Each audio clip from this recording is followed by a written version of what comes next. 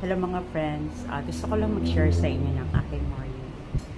Kasi alam niyo 'di ba, nag-a-attract ako ng happy everyday, pero hindi ko maiwasan malungkot. Kasi lumalaki na yung gusto ko.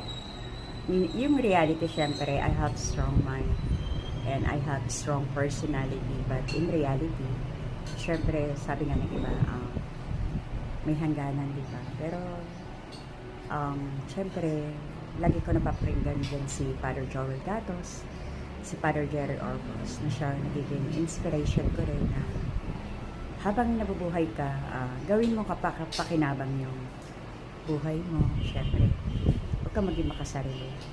Maging mapagmahal ka rin. Ayan. Kaya naman, kahit paano, nilalab ko dyan yung mga kapatid ko at yung ibang mga kaibigan ko na nakaka-appreciate sa akin.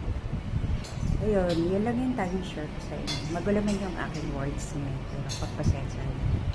I love you. At salamat din sa mga tumutulong. Love you. God bless.